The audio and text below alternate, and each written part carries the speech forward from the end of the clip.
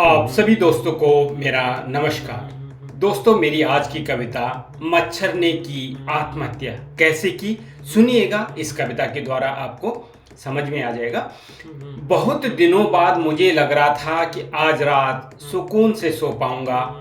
हर कोने में मच्छर भगाने की मशीन लगा रखी है, तो आज रात मच्छरों को नहीं भगाऊंगा।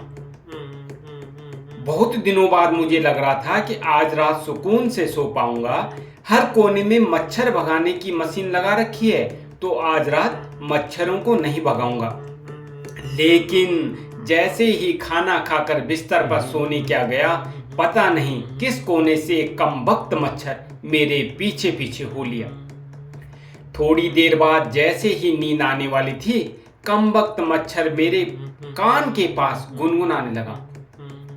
मैं हड़बड़ा कर उठा और मच्छर के पीछे पीछे भागने लगा। बस थोड़ा सा दिखा और फिर न जाने किस कोने में खो गया। मैं भी थक हार कर दोबारा सोने चला गया।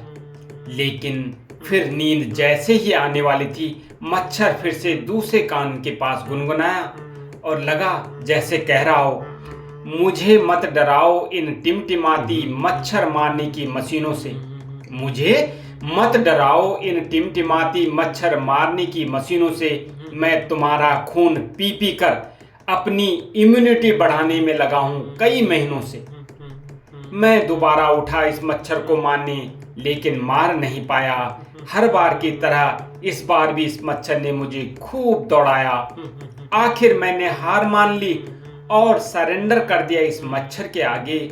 सांस लेने में दिक्कत हो रही थी, लेकिन ओढ़ लिया कंबल आती नींद के आगे। थोड़ी देर ही हुई थी कि मुझे धड़ाम सी एक आवाज सुनाई दी।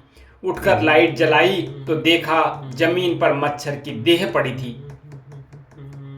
इधर उधर देखा तो मच्छर के पास ही एक सुसाइड नोट दिखाई दिया और लिखा था, हे मानव, मुझे तुम पर दया आ रही है। हे मानव, मुझे तुम पर दया आ रही है। मेरे से तुम्हारी यह दशा देखी नहीं जा रही है।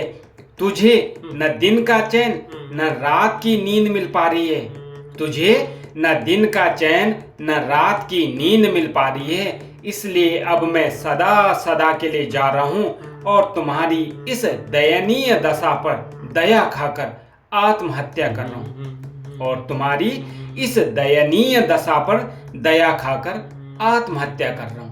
तो दोस्तों, ये था मच्छर के द्वारा की हुई आत्महत्या। इसी के साथ में प्रतीक्षा कीजिए मेरी अगली कविता का। तब तक के लिए आपका बहुत बहुत धन्यवाद। साथ में एक बार फिर से नमस्कार।